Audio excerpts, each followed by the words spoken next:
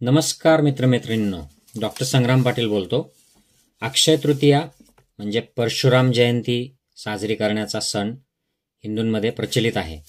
आमच्याकडे खानदेशामध्ये अक्षय तृतीयाला आखाजी म्हणतात, पण आम्हाला परशुराम वगैरे काही लहानपणी कधी ऐकलं पण नव्हतं. आम्ही ते वेगळ्या पद्धतीने अक्षय तृतीया साजरी केली जाते. याचा अर्थ असा आहे की कुठंतरी एखाद्या प्रथेमध्ये दुसरं काहीतरी घुसवलं गेलेलं आहे, जे नेहमीची स्टोरी आहे, जे ब्राह्मण धर्माचे म्हणजे पुढे जाऊन ज्याला हिंदू नाव पडलं या धर्माचे. तर या परशुरामाविषयी हा व्हिडिओ आहे. आणि ही माहिती जी आहे ही मी जी महात्मा फुलेंच्या वाङ्मयामध्ये आहे किंवा इतर जे ऑथेंटिक सोर्सेस आहेत, महाभारत आणि पुराणांमध्ये काय दिलेलं आहे त्या सगळ्यावर आधारित तुमच्यासमोर सादर करतोय. आवडली तर नक्की सगळ्यांना शेअर करा.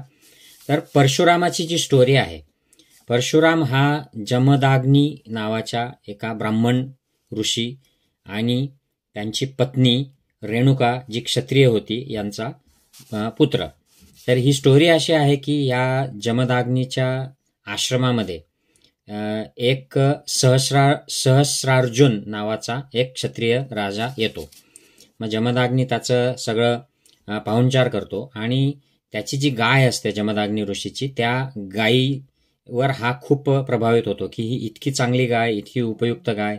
तर ही कामधेनू नावाची देवराजा इंद्रने त्या जमदाग्नीला दिलेली असते आणि ती मला दे असा तो आग्रह करतो त्या ऋषीकडे. ऋषी नाही म्हणतो, म्हणून हा त्याचा आश्रम जो आहे तो नासधूस करतो तिथे आणि गाय आपली स्वर्गात निघून जाते, कामधेनू गाय. आणि मग नंतर परशुराम येतो. परशुरामाला हे कळतं, हा जमदाग्नीचा मुलगा आहे 5व्या नंबरचा. आणि परशुराम मग जातो आणि या सहस्रार्जुनला मारून टाकतो. आणि त्यानंतर मग तो काहीतरी प्रायश्चित्त करायला दूर निघून जातो. त्यानंतर सहस्रार्जुनचे जे मुलं असतात ते येऊन जमदाग्नी ऋषीला मारतात आणि नासधूत करतात. आणि मग त्याचा बदला म्हणून परशुराम, ही जी मंडळी आहे हे वंशाचे क्षत्रिय, हा वंश तर नष्ट करतेच, परंतु पृथ्वीवरचे सगळे क्षत्रिय वंश हे नष्ट केले जातात आणि त्यांना मारलं जातं. 21 वेळा निक्षत्रिय पृथ्वी केली जाते.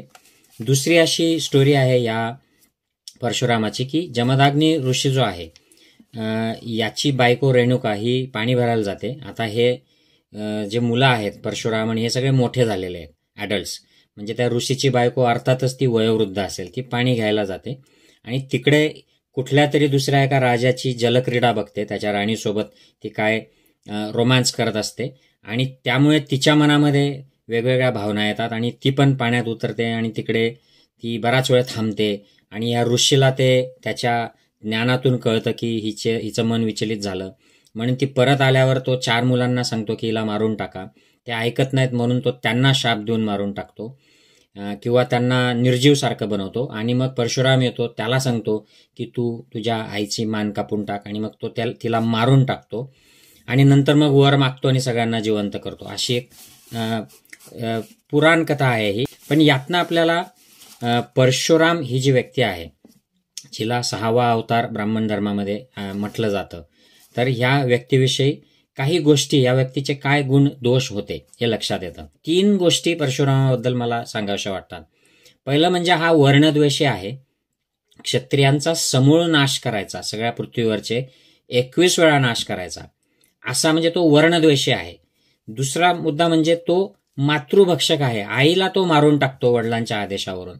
म्हणजे तो स्त्रियांची किंमत करत नाही, मान ठेवत नाही, आईचा देखील मान ठेवत नाही.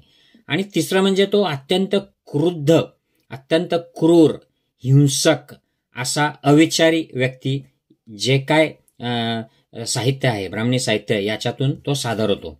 मग प्रश्न असा पडतो की अशी व्यक्ती भगवान कशी? कारण भगवान म्हणजे भग्ग रागो सो भगवा, भग्ग दोषो सो भगवा, भग्ग मोहो सो भगवा. राग, द्वेष, मोह यातून पूर्णपणे स्वतःला, याला त्याने हे सगळं भग्न केलेलं आहे. याला भगवा म्हणजे भगवान असं भगवान बुद्धाने म्हटलं, की ज्याला 12वा अवतार म्हटलं गेलं. तर मग असा क्रुद्ध, वर्णद्वेषी, असा हिंसक व्यक्ती भगवान कसा, हा एक प्रश्न पडतो. तर असो, आपण त्यावर चर्चा करू नये. महात्मा फुलेंनी गुलामगिरीमध्ये या परशुरामाला पत्रच लिहिलेलं आहे की तू 6 महिन्यात परत ये आणि तुझा काय किमया दाखव, नाहीतर मग तू काही खरा नाहीस वगैरे वगैरे अशा प्रकारचं पत्र लिहिलेलं आहे. 6 महिन्यात परशुराम आलाच नाही. महात्मा फुलेंच्या साहित्याप्रमाणे जे महात्मा फुलेंचं आकलन होतं त्यावेळेच्या पुराणांमधून वगैरे, त्यांना कारण संस्कृतचं चांगलं नॉलेज होतं, तर त्यांच्या म्हणण्याप्रमाणे या परशुरामाने ज्या क्षत्रिय जमाती होत्या त्यावेळेच्या, या क्षत्रिय जमातींना हरवलं, त्यांचा संहार केला आणि त्यांनी अक्षरशः त्यावेळेला इतकं छळलं या जातींना, क्षत्रिय जातींना, की इमारती बांधायच्या असतील तर तिच्या पायामध्ये पाया भरताना जिवंत क्षत्रिय पुरुष महिला यांचा बळी त्यावेळेला दिला जाई, अशा देखील त्याच्यामध्ये उल्लेख आहे. त्यावेळेला ते गणपती म्हणजे गणांचे पती हे एक बहुजनांचं त्यावेळेच्या क्षत्रियांचं एक मोठं मानाचं पद असे. तर याचं दात तोडणे, नाक कापणे, चेहरा विद्रूप करणे त्या परशुरामाच्या कुऱ्हाडीने, अशा प्रकारचे वर्णन आहेत. आणि या स्टोरीज ज्या आहेत ह्या महाभारत आणि इतर ज्या पुराणांमध्ये ज्या वेगवेगळे पर्व आहेत त्यामध्ये ज्या कथा आलेल्या आहेत त्याच्याशी मॅच होतात. कशा तर हे सहस्रार्जुन जो आहे याने, हा क्षत्रिय होता, याला मारलं, याचा वंश संपवला आणि त्याला सपोर्ट करणारे क्षत्रिय संपवले आणि पृथ्वीवरचे सगळे क्षत्रिय 21 वेळा संपवले. कसे संपवले तर माणसं मारले, लहान मुलं मारले क्षत्रियांची, आणि ज्या बायका गरोदर होत्या त्या बायकांची मुलं जेव्हा झाली तेव्हा त्यांना पण मारण्यात आला. असा 21 वेळा नरसंहार क्षत्रियांचा झाला. याला जिनोसाईड असं म्हणतात, म्हणजे क्षत्रियांचा पूर्ण जिनोसाईड केला असं ब्राह्मण ग्रंथ सांगतात. आता मग याचा अर्थ असा की आज जे लोक स्वतःला क्षत्रिय म्हणतात, मग हे कुठून आले, तर मी ते थोडक्यात तुम्हाला पुढे सांगतो. तर हा जो क्षत्रिय नरसंहार झाला याचं वर्णन केलेलं आहे या वेगवेगळ्या पुराणांमध्ये.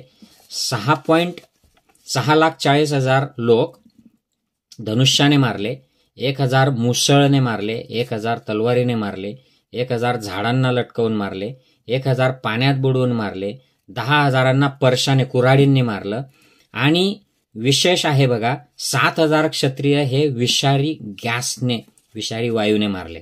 आता आपल्याला इतिहासात माहित आहे, मॉडर्न हिस्ट्रीमध्ये, की विषारी वायूने मारून नरसंहार घडवणारा हिटलर होता जो ज्यूंना करत होता.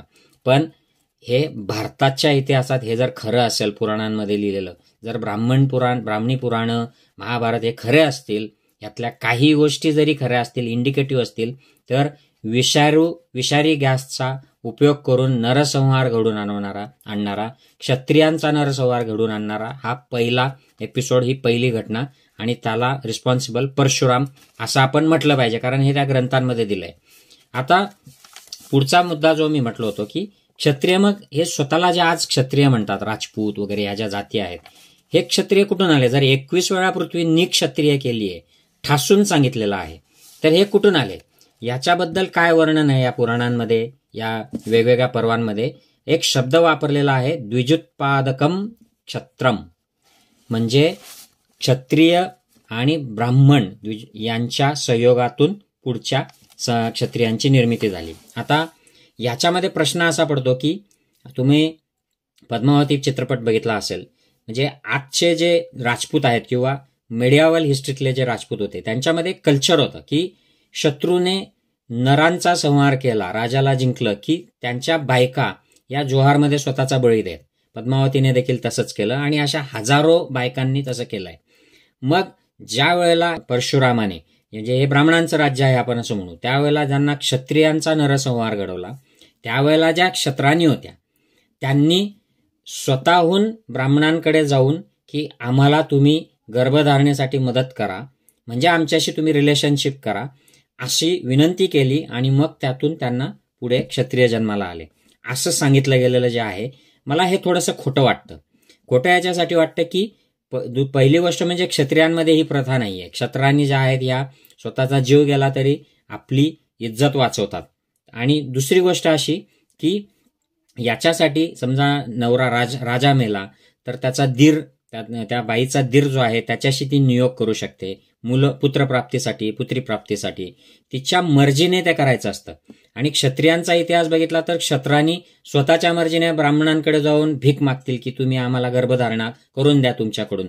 हे तेवढं खरं वाटत नाही. म्हणजे याचा अर्थ असा की क्षत्रियांचा नरसंहार झाल्यानंतर या क्षत्रराणींचा बलात्कार केला गेला का, अशी शंका घ्यायला जागा उरते. म्हणजे याचाच अर्थ की बाहेरून येणारी जी मंडळी होती, टोळ्या होत्या, आपण नेहमी या ज्या अरेबियन आणि टर्की ह्या ज्या टोळ्या येतात, मुसलमान टोळ्या आल्या, यांना दोष देतो की यांनी राजांना जिंकलं आणि मग महिलांचे बलात्कार केले. परंतु ही त्याच्या आधीची हिस्ट्री आहे. जरी खरी असेल, जर ब्राह्मण पुराण, महाभारत यातल्या काहीही गोष्टी थोड्याशा जरी इंडिकेटिव्ह असतील की काही अंशी तरी त्यात सत्य असेल, तर अशा पद्धतीचं कल्चर आपल्याकडे हे अरबी लोक, मुस्लिम लोकांच्या आक्रमणाच्या आधी अस्तित्वात होतं, असं आपल्याला म्हणायला जागा आहे. पुढचा जो मुद्दा आहे की जैनांच्या परंपरेमध्ये याला वेगळ्या दृष्टीने घेतलं जातं. म्हणजे जैनांचे जे साहित्य आहे त्याच्यामध्ये वेगवेगळे सूत्र आहेत, काही कथाकोश आहेत, महापुराणं आहेत. तर ह्या सगळ्या ग्रंथांमध्ये असं म्हटलंय की परशुराम हा जैनांचे 18वे आणि 19वे जे तीर्थंकर होते त्या काळामध्ये होता, असं जैन साहित्य देखील म्हणतं. परंतु कथा अशी आहे की त्याने ह्या सहस्रार्जुनला मारलं आणि पुढे सहस्रार्जुनची बायको जी होती राणी, तिने स्वतःची सुटका करून घेतली आणि पुढे तिने जैन धर्म स्वीकारला. तिचा जो पुत्र झाला तो पुढे जैनांचा तीर्थंकर झाला, परंतु तो जैन सम्राट होता आणि त्याने तीर्थंकर होण्याच्या आधी, आणि त्याने 20 वेळा या परशुरामाला तर मारलं, त्याचा वध केला, परंतु 20 वेळा ब्राह्मण संहार केला, अशी जैन साहित्यामध्ये नोंद आहे. आणि म्हणून असं म्हणायला जागा आहे की ब्राह्मण साहित्यामध्ये जे 21 वेळा क्षत्रिय मारल्याचं वर्णन आहे, हे कदाचित त्या रागातून, त्या द्वेषातून आलंय का, हे देखील म्हणायला आपल्याला जागा आहे. आजकाल तुम्ही बघाल की बरेचसे लोक म्हणतात की नाही, सब क्षत्रियो का नहीं मारा था, सिर्फ वो जो सहस्रार्जुन का जो क्षत्रिय वंश था उन्हीं को मारा था. पण असं वर्णन नाहीये. मूळ महाभारतांमध्ये आणि वेगवेगळ्या पर्वांमध्ये असं म्हटलंय की 21 वेळा संपूर्ण पृथ्वी ही निक्षत्रिय केली, सगळे क्षत्रिय संपवले पुरुष, आणि महिलांपासून जी पुढची उत्पत्ती झाली, आपण ज्यांना नवक्षत्रिय म्हणतो ते आहेत, असा हा एकंदरीत मामला आहे. तर यातून आता आपल्याला काय शिकायचं आहे? मग जे आज स्वतःला क्षत्रिय म्हणतात त्यांनी यातून काय बोध घ्यायचा आहे की त्यांना ही हिस्ट्री मान्य आहे का परशुरामाची? मी अनेक क्षत्रिय राजपूत मुलं असे अविचाराने बघतो की जे परशुराम जयंतीच्या शुभेच्छा देतात आणि त्या हिंदुत्व म्हणून त्याच्यासाठी ते त्याचे गुणगान गातात. परंतु हा इतिहास तुम्हाला मान्य आहे का? परशुरामाच्या बाबतीत जे महाभारत आणि इतर पर्वांमध्ये, पुराणांमध्ये लिहिलंय की यांनी सगळे क्षत्रिय संपवले आणि द्विजोत्पादकम क्षत्रम, ही संकल्पना तुम्हाला मान्य आहे का की पुढचे क्षत्रिय हे अशा पद्धतीने जन्मलेत? दुसरं म्हणजे बाबासाहेब आंबेडकर, महात्मा फुले यांच्या साहित्यातून जे आपल्याला दिसतं की त्यावेळी जे बुद्धकालीन जे क्षत्रिय होते, महार, मातंग, चमार, ह्या सगळ्या क्षत्रिय जाती होत्या. म्हणजे आज जे शिवरायांच्या वंशाला शूद्र ठरवलं गेलं, हे सुद्धा पूर्वी सगळ्या क्षत्रिय जाती बुद्ध काळात होत्या आणि हे बुद्धिझम फॉलो करत होते. परंतु यांना त्रास दिला गेला, यांच्यावर नियंत्रण आणलं गेलं आणि मग त्यानंतर या सगळ्या जातींमधले जे लोक ऐकत नव्हते त्यांना शूद्र अस्पृश्य केलं गेलं आणि यांचा अतोनात छळ केला गेला.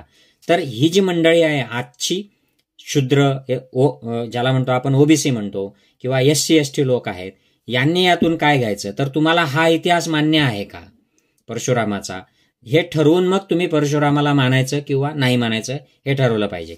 आता पुढचा प्रश्न शेवटचा की ब्राह्मण लोकांना याच्याबद्दल काय घेतलं पाहिजे? तर एखादा तुमचा पूर्वज समजा खरंच परशुराम असेल आणि खरंच या स्टोरीज ज्या आपल्याला सांगितल्या जातात, पुराण, महाभारत, रामायण, हे तुमचा विश्वास असेल, तर असा कोणी पुरुष की जो खूप वर्णद्वेषी होता, क्रोधी होता, त्याने क्षत्रियांचा निपात केला, मारून टाकले सगळे क्षत्रिय, ज्या गर्भवती क्षत्रिय होत्या त्यांची मुलं जन्मल्यावर त्यांना देखील मारलं आणि मग नवीन क्षत्रिय होण्यासाठी त्यांनी अशा पद्धतीने मार्ग अवलंबला, अशा व्यक्तीला तुम्ही खरंच भगवान मानाल का? म्हणजे ब्राह्मण महिलांनी बघितलं पाहिजे की तो त्याच्या आईचं मुंडकं काढून टाकतो बापाच्या आदेशावरून, तर ही व्यक्ती खरंच पूजण्यासारखी तुमच्यासाठी आहे का? हे मला वाटतं की हे सगळ्यांनी विचार केला पाहिजे. म्हणजे आपल्याला ह्या ज्या पुराण कथा आहेत, ह्या ज्या जुन्या ब्राह्मण साहित्यामध्ये ज्या वेगवेगळ्या गोष्टी लिहून ठेवलेल्या आहेत, याचा एक sense, we can make sense of it. आणि if it doesn't make sense, आपल्याला जर बुद्धीलाच ते पटत नाही की अरे नाही हे खरं पटण्याकलचं नाहीये, मग हे पूजन कशासाठी करायचं, मानायचं कशासाठी? तरी हा सगळा विचार आज करण्याची वेळ आहे. कारण हा बऱ्याच लोकांना असं वाटतं की हे जुनं कशाला उकरून काढायचं, पण हे जुन्यावरच सगळं चाललंय. आता रामाच्या नावावरून केवढं राजकारण चाललंय. हनुमान जे माकड जमातीचं अस्तित्व दाखवणारी स्टोरी आहे रामायणामध्ये, रामायणी पुराण कथा आहे, तर त्याच्यासाठी केवढं राजकारण चाललंय हनुमानाच्या चालिसासाठी. रामायणातल्या रामाच्या जन्मावरून की जो बनारसला जन्मलेला असं बुद्धाने सांगितलेलं आहे, त्याच्यावरून अयोध्येला जन्म त्याचा, आणि त्याच्यासाठी हजारो लोक मारले गेले, सत्तापलट झाली, आणि आज देखील त्याच्यासाठी केवढं मोठं राजकारण चालतं. त्यामुळे आपल्याला ह्या जुन्या गोष्टींचा संदर्भ नवीन पद्धतीने, विवेकवादी पद्धतीने सगळ्या लोकांना केला पाहिजे, हा जोडला पाहिजे संदर्भ. ब्राह्मणांना, क्षत्रिय जे स्वतःला क्षत्रिय म्हणतात त्यांना, शूद्रांना, SC ST लोकांना आणि आदिवासींना देखील. I hope this helps you to understand the situation. आणि तुम्हाला यातून काय बोध घ्यायचा तुम्ही घ्या. मुद्दा पटत असेल तर इतरांना शेअर करा. Take care. जय हिंद मित्रांनो.